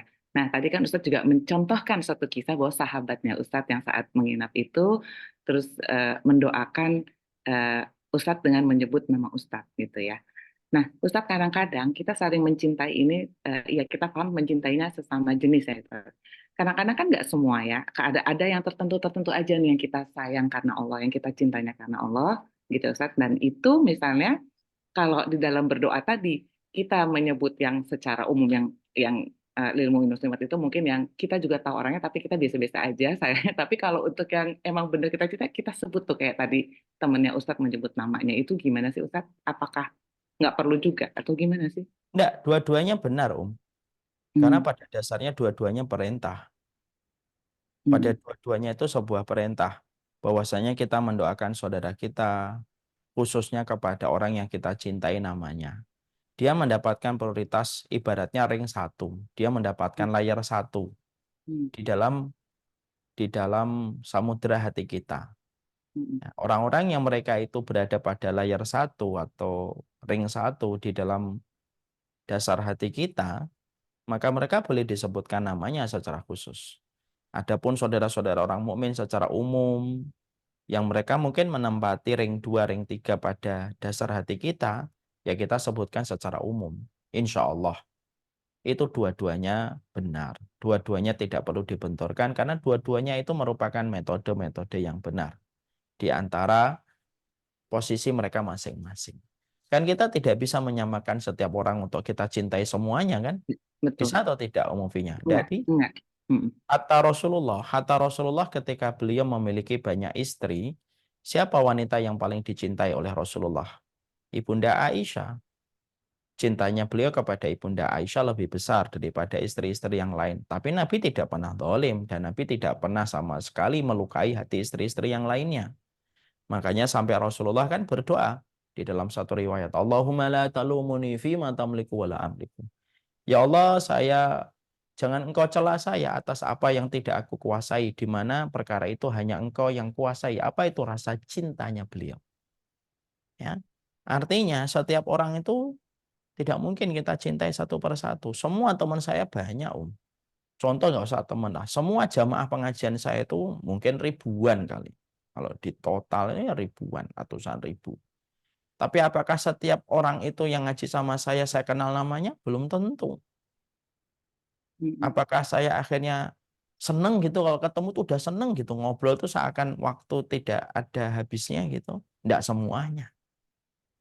Ada orang-orang yang tulus gitu membersamai kita di waktu susah, di waktu sulit, di waktu banyak halilintar dan kilat menyambar-nyambar gitu. Dan dia masih bertahan sampai hari ini tuh biasanya mendapatkan porsi di hati dan di Mm. dasar hati kita. Nah, kita nggak bisa samakan dengan saudara-saudara kita yang tidak pernah melewati masa-masa sulit bersama kita kan? Nggak mungkin lah.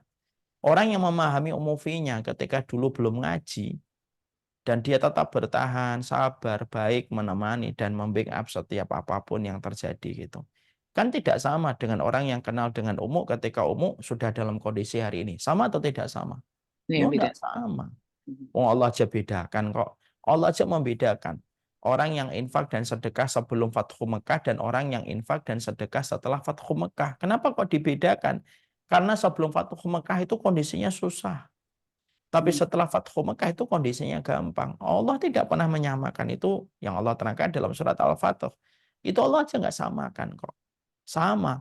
Karena hati kita tidak bisa mencintai semua orang dengan satu grade gitu. Nggak bisa kita. Saya mencintai semua majelis taklim satu grade. Nggak bisa lah. Ada majelis taklim yang baru hadir ketika kita dalam kondisi mulai dikenal. Ada majelis taklim yang sudah datang dari lama gitu. Yang menemani kita bahkan melewati berbagai macam cobaan itu beda sekali kedudukannya. Maka ketika kita tidak bisa untuk memberikan rasa cinta kita itu semuanya sama, maka sesungguhnya itu tidak salah. Karena itu tidak aib dan itu tidak dosa. Saya mencintai fulan, fulan, fulan, fulan ini lebih besar daripada fulan, fulan ini. Allah nyalahkan kita? Enggak. Ketika Nabi mencintai Abu Bakar, Utsman, Ali lebih besar daripada sahabat-sahabat yang lain. Apakah Nabi salah? Enggak salah. Karena cinta itu tidak bisa dipaksa. Cinta itu terkadang, memang cinta itu perasaan, tapi terkadang ada logika, ada histori, ada struggling, ada banyak faktor yang menjadikan orang itu akhirnya mencintai. Disebutkan dia secara khusus karena memang khusus posisinya, dan ada pun orang mukmin yang lainnya disebutkan secara umum, tidak ada masalah. Dan itu bukan aib dan dosa. Ya, Barakallahu fikum Ustadz, Masya Allah. Sedikit lagi Ustadz, ini Ustadz, friend of benefit tadi Ustadz sampaikan ya, berteman cuma karena mencari untung dunia. Nah, kita berteman itu kan mencari apa yang dia bisa saling menasehati lah dalam kebaikan Ustadz. Nah, kalau misal ada seorang Bukan teman hanya yang, menasehati dalam kebaikan, Om. ya, Tapi memang selama kita dekat dengannya itu, selama itu pula kita itu akan teman. bertambah kualitas hidup Hmm, kita. iya Orang yang betul. nasihatin kita banyak, Om. Iya, iya. Betul atau tidak? Iya, Apakah iya setiap betul. orang yang nasihati kita baik? Belum tentu, Om. Banyak orang yang menasihati itu dengan dasar benci. Kadang ada orang yang nasihatin saya bencinya luar biasa sama saya. Iya, Jadi dia iya. itu ketika menasihati, dia menutup kata-kata, saya itu mencintai antum karena Allah. Tapi pemilihan kata-katanya, huruf kapitalnya di caps lock semuanya, dikasih kalimat serunya banyak. Emang begitu kalimat sayang? Belum tentu orang yang menasihati kita itu sayang. Makanya maaf ya kalau ada orang gitu, ketika dia diberitahu metode yang salah di dalam menasihati, lalu orang yang menasihati itu seakan-akan tidak mau salah. Ya terserah kamu kalau kamu nggak mau dinasihati. Kan saya nasihatin kamu karena sayang. Ini contoh orang yang nggak mau belajar dan tidak mau mengevaluasi. Mungkin caramu salah, mungkin waktumu salah, mungkin kondisinya salah, mungkin di lokasi publik atau di lokasi publik yang besar yang banyak orang lihat kamu salah. Itu yang kita harus. Belum tentu orang yang nasihatin kita itu sayang sama kita. Berapa Nah, banyak orang suka ngomong gini, Finya, ya, Allah yadik gitu. ya, Tapi kata-katanya itu matanya melotot, uratnya keluar, nadanya tinggi. Walaupun kalimat yang diucapkan itu kalimat sakral itu. Semoga Allah memberikan hidayah kepadamu. ya, Tapi kalimat Allah yahdik itu hari ini tuh menjadi kalimat sebagian orang untuk mencela orang yang dianggapnya sesat. Ya enggak? Kita kita lihat dari fenomena masyarakat sajalah. Itu kalimat agung itu Allah yahdik itu kalimat agung itu. Hari ini enggak kalimat itu. Hari ini tuh menjadi kalimat untuk mewakili sentimental emosi. Allah ya. yahdik. Belum tentu orang yang nasihatin kita itu semacam itu. Nah, Ustadz, ini Kororo sama yang ingin saya tanyakan ke Ustadz ini nih, justru nih, kalau kita ketemu dengan orang model seperti ini ya Ustadz ya, dan beberapa kali tuh dia begitu gitu, kalimatnya tadi ya, lisannya itu tidak nyaman buat kita, menyakiti atau kurang lebih begitu. Kalau terus kita nih mengambil sikap, aduh udah deh kalau sama dia gue mendingan ini deh, apa, nggak usah memulai sesuatu gitu, atau kita lebih baik menjaga untuk tidak intens komunikasi gimana? Salah nggak sih Ustadz kalau kayak gitu? Saya jawab dengan quote aja ya. Iya, Jangan memprioritaskan orang yang tidak pernah memprioritaskan kita dalam hidupnya. Ngapain? iya, iya, iya. Masya Allah ya Ustadz. Ya Alhamdulillah. nggak? Iya, iya. Kemarin tuh ada kejadian di studio. Ada satu buku gitu. Entah itu buku dari siapa. Tapi saya tahu bahwasanya yang mengarang buku itu tuh suka mencela orang gitu. Terus saya tanya, kenapa buku ini ada di sini gitu. Nggak tahu nih Ustadz ini. Masih banyak buku-bukunya para ulama salaf yang muktabar, yang boleh kita ambil dan dengan akhlak yang baik. Ngapain harus menaruh buku dari orang yang tidak pernah memprioritaskan kita dalam hidupnya dia dan ilmunya dia? Kalau kita sudah dianggap celah, sudah dianggap ini, ngapain kita memprioritaskan orang yang nggak pernah memprioritaskan kita dalam ilmunya? Nggak usah lah. Hmm, Masya Allah. Ya, barakallahu fikum Ustadz untuk pencerahan ya Ustadz. Baik Sekali Ustadz. lagi ya, umumnya, Ya, ya.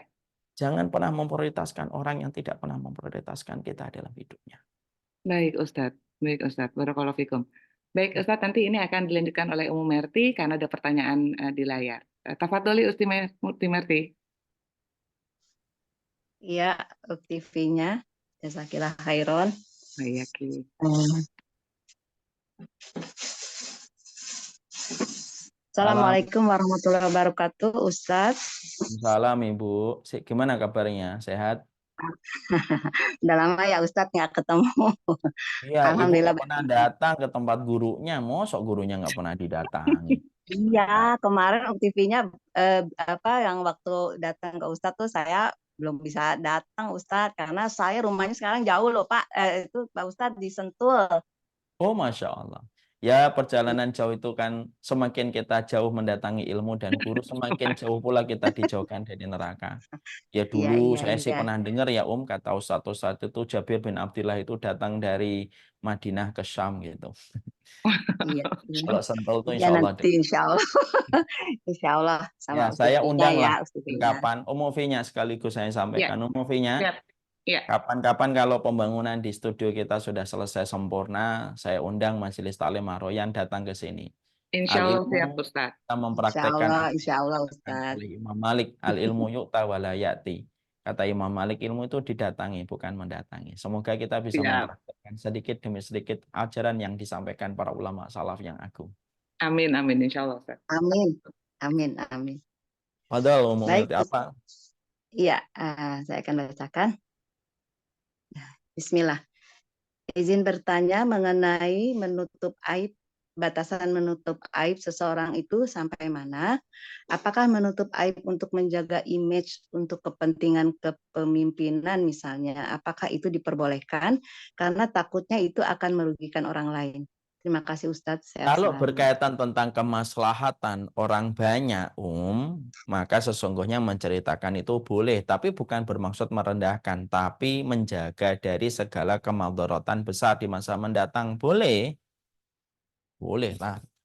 Kita punya teman gitu, banyak utang di mana-mana, dan dia gampang untuk bayar utang. Dan kita tahu betul, dia setiap punya uang, dia tidak sigap dan tidak respon untuk membayar utang gitu. Dia malah justru nyeneng-nyenengin, pergi kemana-mana, taruh di Instagram. Padahal kita tahu dia punya hutang di mana-mana. Orang semacam itu tiba-tiba datang ke teman kita, sahabat kita. Setelah dia datang kepada kita pinjam uang, tidak kita kasih karena sebelumnya belum dibayar. Tiba-tiba datang ke teman kita. Teman kita ini bingung, lalu tanya sama kita, Mbak, saya mau dipinjam uang sama dia. Berapa? 2 triliun. Gitu. Nah, kita bilang sama dia, "Oh, dia kemarin minjem saya 850 miliar aja belum dibayar gitu." Boleh, enggak apa-apa. Itu bukan bermaksud merendahkan, tapi mencegah kemudaratan yang lebih besar. Karena apa? Tolonglah saudaramu ketika dolim dan tolonglah saudaramu ketika dia didolimi. Gimana menolong saudara kita ketika dolim?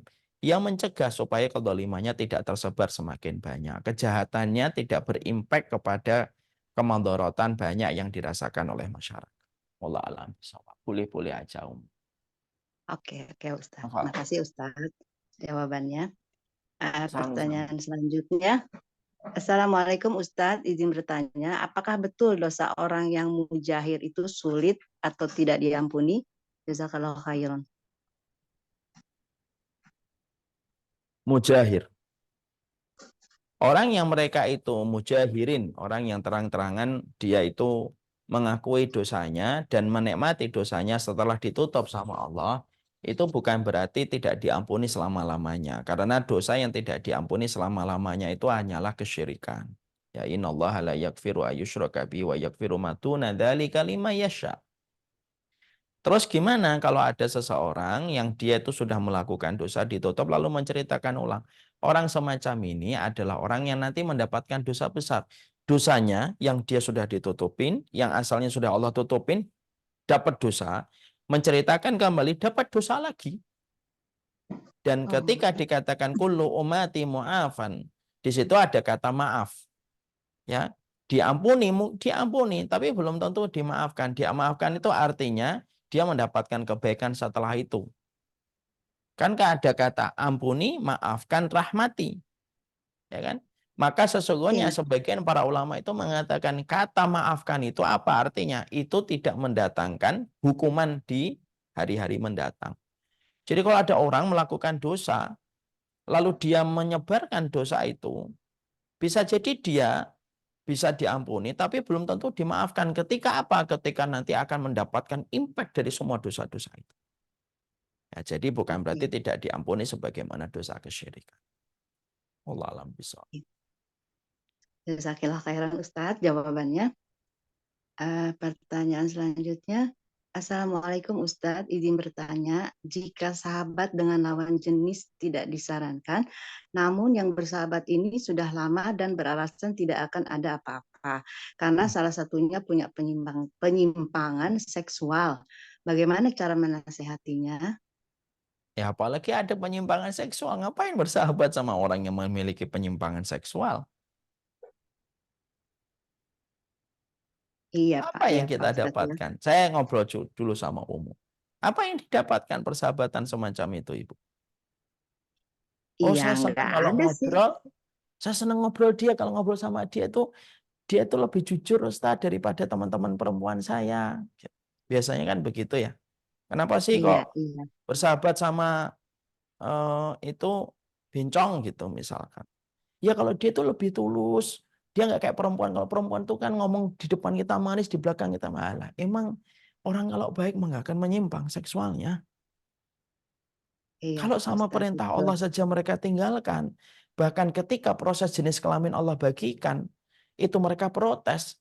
Padahal jenis kelamin Allah pilihkan kepada kita bukan berdasarkan acak.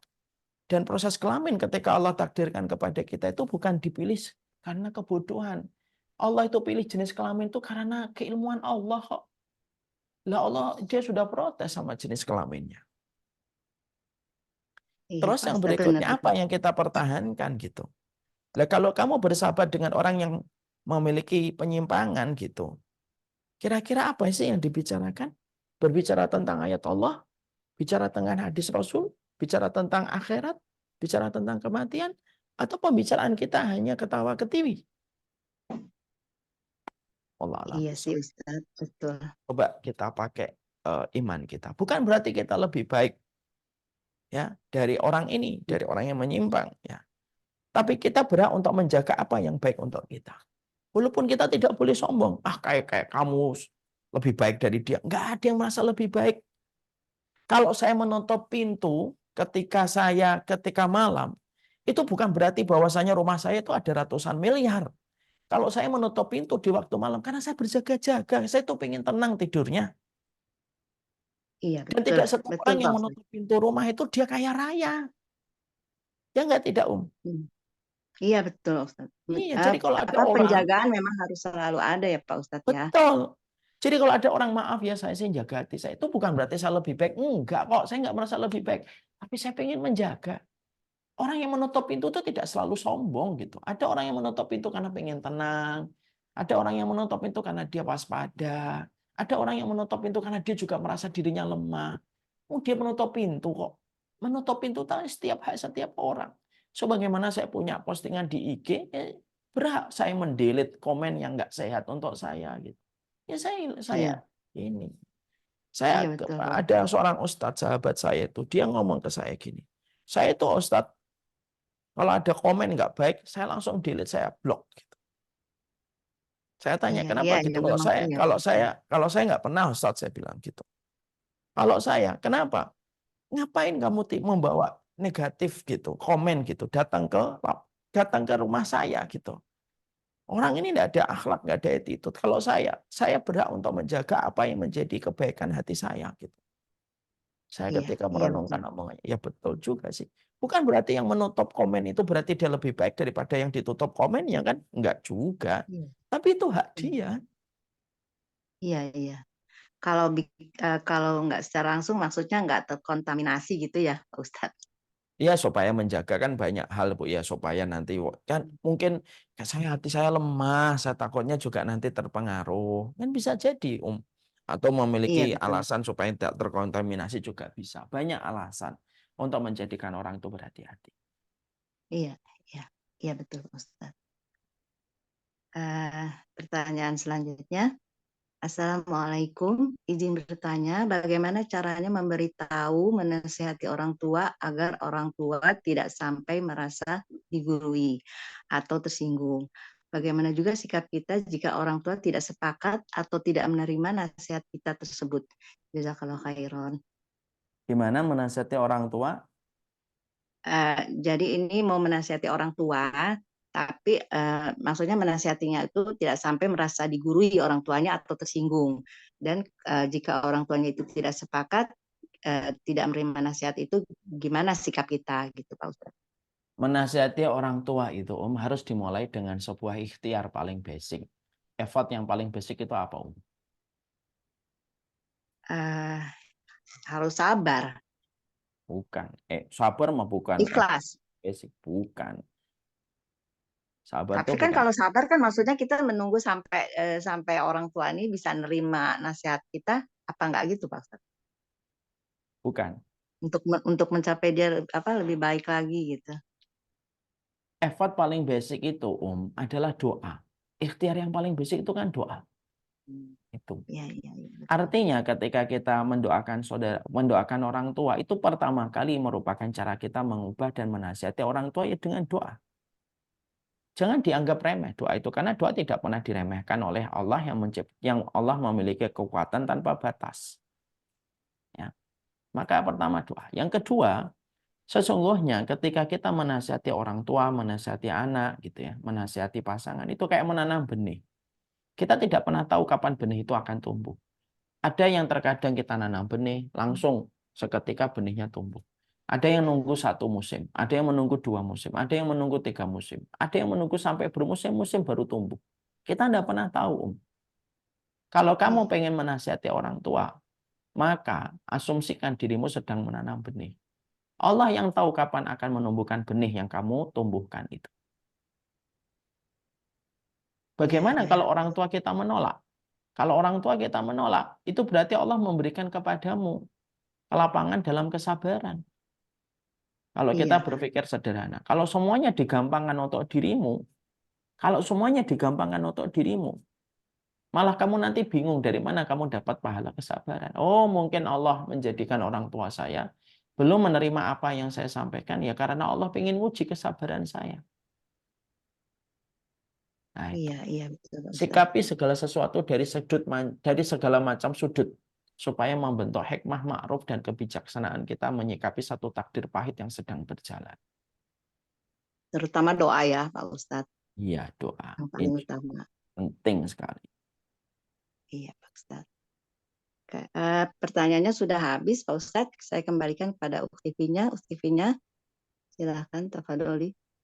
Jazakallah Uti Merti untuk membantu pertanyaan, membacakan pertanyaan. Baik Ustadz, ini luar biasa ya pencerahan Ustadz saling mencintai karena Allah ini sesama saudara muslim bahwa mahabbah cinta itu merupakan salah satu nikmat ya yang Allah berikan atau anugerahkan kepada kita manusia sebagai bentuk kasih sayang Allah kepada makhluknya. Sehingga saking pentingnya tadi perasaan ini sampai tadi Ustadz sampaikan ada hadis yang mengkorelasikan rasa cinta ini dengan keimanan gitu Ustadz ya. Kemudian dengan tadi ada tips-tips, 5 tips yang udah Ustadz sampaikan, semoga kita semua termasuk orang-orang yang selalu menyebarkan kebaikan dan kerukunan, dan di dalam hati kita juga tertanam kuat kecintaan kita kepada Allah dan Rasulnya. Tafadhol Ustaz untuk closing statement dan kafaratul masjid. Closing statement-nya tadi yang saya sampaikan. Jangan memprioritaskan orang yang tidak pernah Iya, memprioritaskan iya, kita. iya, iya, setuju. Ini keren banget. As simple as that kita Iya. dalam kehidupan. Karena apa? Banyak orang yang baik yang layak kita muliakan hati mereka. Cukuplah orang yang tidak pernah penting menempatkan kita. Ya, sebagaimana mereka tidak menempatkan kita penting, ya sebagaimana itu kita menempatkan mereka. Yang penting kita tidak mendolimi mereka. Sudah, kamu tidak menempatkan saya penting, ya saya nggak akan menempatkan kamu penting. Tapi saya nggak akan dolimi, saya nggak akan ngumbar aibmu, saya tidak akan membicarakan kesalahanmu, saya tidak akan menuduhmu sesat, saya tidak menuduhmu syubhat dengan gampang, saya tidak akan gampang mengeluarkan kamu dari lalu sunnah. Cukup kalau kamu tidak memprioritaskan saya, oke. Kamu juga tidak masuk dalam kurikulum prioritas saya dalam kehidupan. Sesimpel kita memaknai hidup. Jangan hidup itu simpel. Don't interrupt your God. Jangan kita mengintervensi Allah. Bahwasanya kita ingin diprioritaskan sama semua orang. Tidak bisa itu. Jangan memaksakan apa yang kita tidak bisa. Apa yang bisa kita lakukan? Merespek dan memberikan penghormatan orang yang berbuat baik sama kita. Itu yang bisa kita lakukan. Membuat orang respect semuanya ke kita, tidak bisa. Lakukan apa yang bisa kita kerjakan. Sisanya, serahkan kepada Allah bahwasanya inilah takdir yang harus kita jalani. Mungkin itu yang dapat saya sampaikan. Saya ingin menyampaikan informasi, boleh Umu V-nya? Boleh Ustaz, tafadhol Ustaz. Poster 30 hari cinta udah ada. Minta sekarang. Atau antum ambil dari Instagram feed-nya. Umu, insya Allah kita, selain Samila Series, yang ke-9, yang insya Allah kita selenggarakan di bulan Juni, yaitu The Art of Life. Karena hidup itu perlu dinikmati dengan cara yang Allah ridhoi. Kita insya Allah Samila karena berkomitmen terus untuk memberikan kontribusi ilmu kepada setiap penuntut ilmu. Kami insya Allah akan mengadakan Samila intensif. Samila intensif ini insya Allah setiap bulan ada.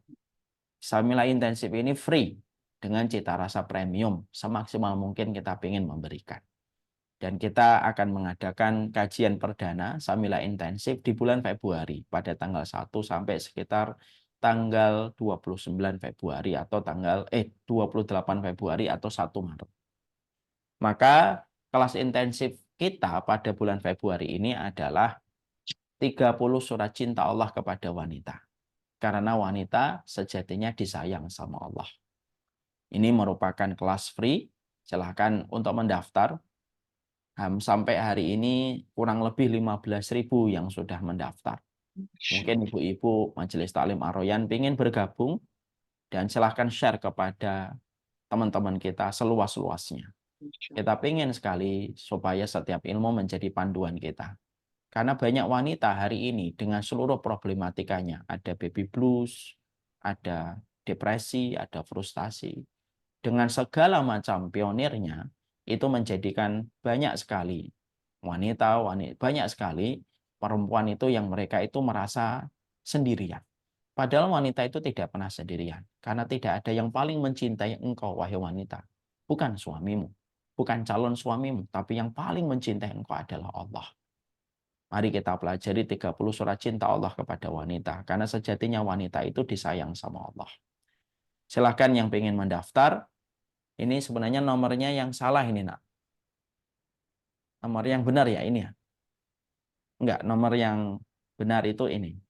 0851. Oh, oke. Nomor ini untuk Samila Series kalau tidak salah. Sebentar. Yang satu lagi, nak. Minta lagi yang satu lagi.